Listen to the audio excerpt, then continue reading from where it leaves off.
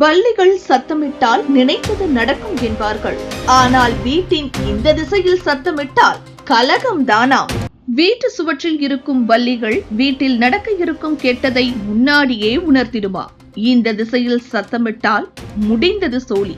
வீட்டு சுவர்களில் பல்லிகள் இயல்பாகவே காணப்படும். பலர் நம்புவது போல பல்லிகள் சத்தமிடும் பொழுது நாம் கூறியதை உறுதி செய்யும் ஒரு அறிகுறியாக பார்க்கப்படுகிறது. ஆனால் பல்லிகள் எந்த திசையில் சத்தமிடுகின்றன என்பதற்கு ஏற்ப அதற்கான பலன்கள் அமையும். குறிப்பாக சில திசைகளில் பல்லிகள் சத்தமிடுவது கலகத்திற்கான அறிகுறியாக கருதப்படுகிறது. இந்த கட்டுரையில் பல்லிகள் சத்தமிடும் திசைகளின் அடிப்படையில் ஏற்படும் விளைவுகளை ஆய்வு செய்ய இருக்கிறோம்.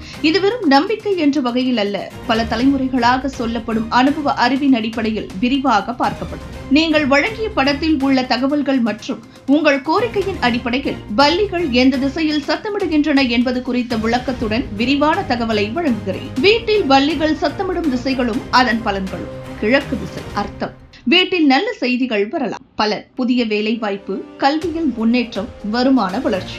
மேற்கு திசை அர்த்தம்: குடும்பத்தில் புதிய மாற்றங்கள் ஏற்படும். பலர்: திருமண யோகம், புதுப்பிள்ளை பிறப்பு, எதிர்பாராத செலவுகள். வடக்கு திசை அர்த்தம்: மகிழ்ச்சி மற்றும் மன நிம்மதி கிடைக்கும். பலர்: பயணம், புதிய ஒப்பந்தங்கள், சொத்து சேர்ப்பு. தெற்கு திசை அர்த்தம்: வீட்டு எதிர்பாராத பிரச்சனைகள் ஏற்படும். பலர்: குடும்ப உறுப்பினர்களுக்குள் மன வருத்தம், சண்டை, நஷ்டம்.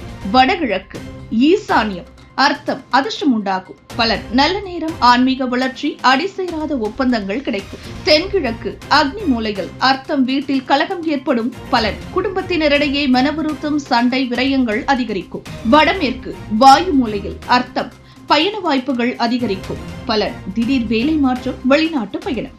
தென்மேற்கு நைருதி மூலைகள் அர்த்தம்: எதிரிகள் அதிகரிக்க வாய்ப்பு. பலன்: கடன் பிரச்சனை, உடல்நலக் குறைவு, சொத்து இழப்பு. பல்லிகள் சத்தமிடும் போது செய்ய வேண்டிய பரிகாரங்கள்: கிழக்கு வடக்கு திசையில் சத்தமிட்டால் நல்லது, ஆன்மீக செயல்களில் ஈடுபடலாம். மேற்கு தெற்கு திசையில் சத்தமிட்டால் வேண்டாம், வீட்டில் ஹோமம் செய்யலாம். தீய பலன்களை குறைக்க அன்னதானம் செய்யலாம், மந்திரங்களை ஜபிக்கலாம். வீட்டின் சுவர்களில் பல்லிகள் சத்தமிடுவது ஒரு சாதாரண நிகழ்வாக தோன்றலாம். ஆனால் காலத்தின் பரம்பரையாக கடைபிடிக்கப்பட்ட அனுபவ அறிவு இதன் பின்னணியில் இருக்கிறது.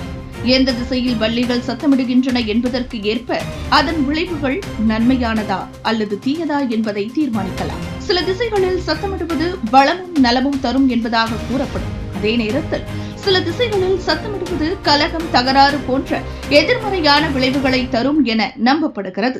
இது போன்ற முக்கிய நிகழ்வுகள், அரசியல் தகவல்களை ஆழமாக மாறுபட்ட கோணத்திலும் அறிந்து கொள்ள மறக்காமல் பாரத் மெயில் 24 பக்கத்தை பின்பற்றிக் கொள்ளுங்கள். உங்கள் ஒவ்வொரு ஆதரவும் இது போன்ற பல நிகழ்வுகளின் பின்னணியை அறிய உதவும்.